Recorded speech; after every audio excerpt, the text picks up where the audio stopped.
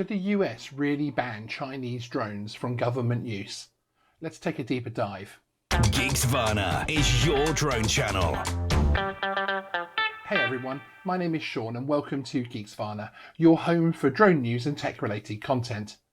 The American Security Drone Act of 2019 is currently moving its way through the US lawmaking system. Currently at committee stage, the bill holds a significant amount of bipartisan support. Could we really see a situation where foreign drone manufacturers such as DJI are forced out of the federal market entirely? How will this impact you and your hobby drone? Today, we're going to be taking a deeper dive into this story to find out the facts behind the headlines. The influx of Chinese technology into the US and Europe has been relentless over the past decades. Whether you are unboxing your latest drone, toaster or kettle, the chances are it will be itself manufactured in China or contain parts made there. Most of the time, we embrace this technology revolution and enjoy competitively priced tech which often delivers reliability and greater specification than home-produced products.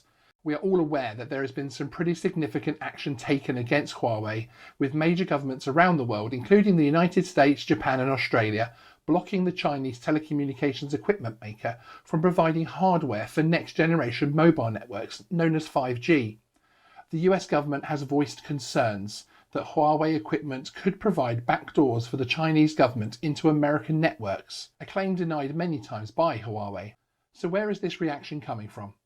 Is it just a move to attempt to bring some of the billions of dollars spent on Chinese tech back into domestic hands?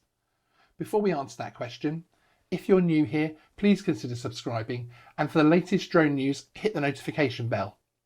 To find out what is behind a lot of the moves to cut off Chinese companies' access to governments across the world, we need to look at the updates brought in by the Chinese government in recent years. In particular, the 2017 National Intelligence Law and the 2014 Counter-Espionage Law make for some pretty concerning reading.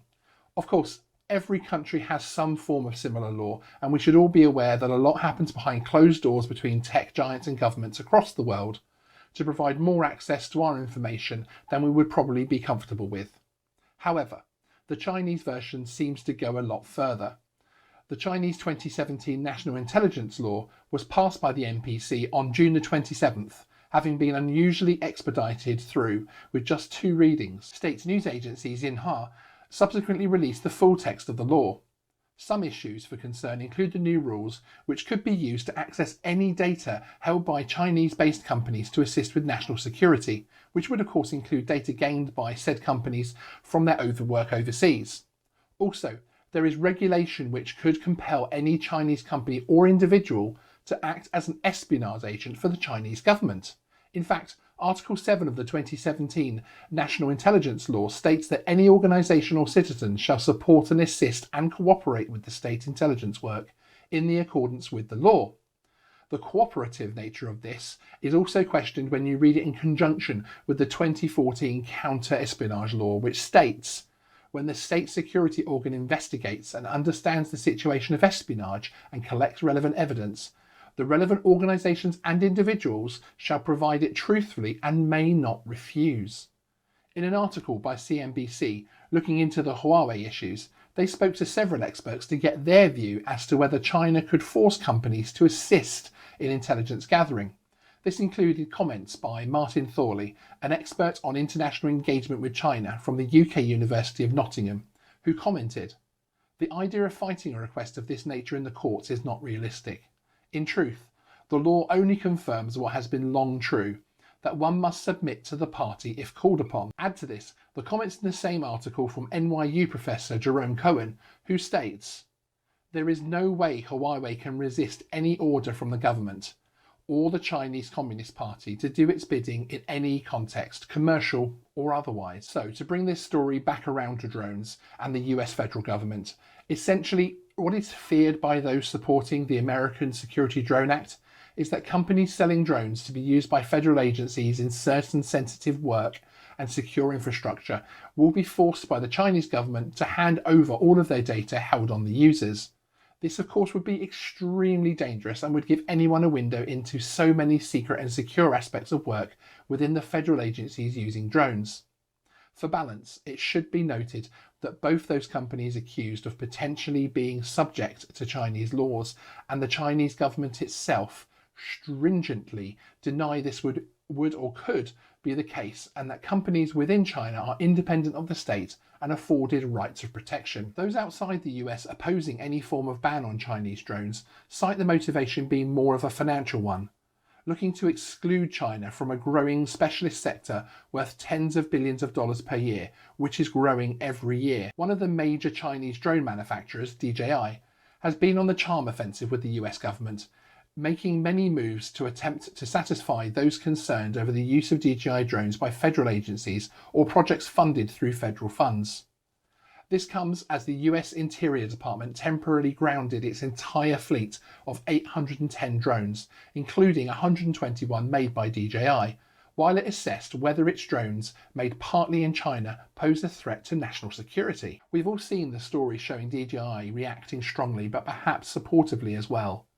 Rather than just issue denials like other Chinese tech companies, they have moved to provide US officials with a sense of peace by taking steps such as opening new US-based servers to store data collected from US users locally and away from the Chinese intelligence laws, and by updating the drones to allow for no data to leave the network it is operating on and instead send that information to the government's agency's own servers.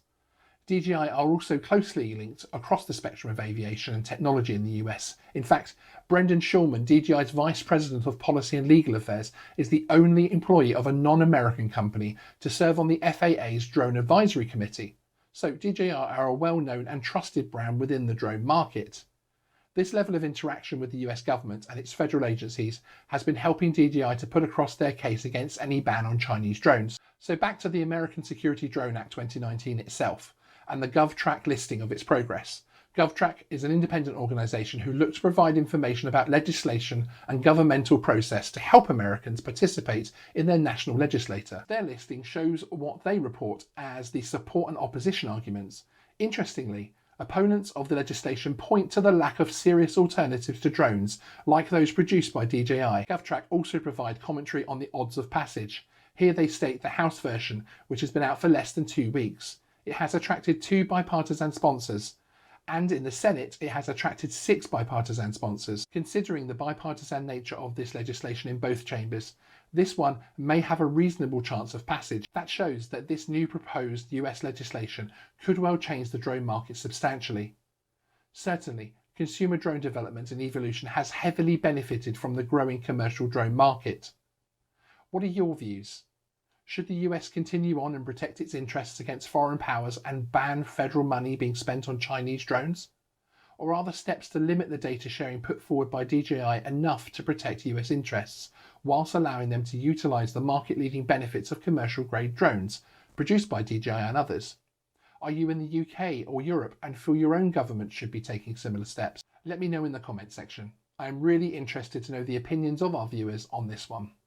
We will of course keep you informed of any developments on this legislation and how it might impact the policy in the future. Take care. Please remember to like and subscribe.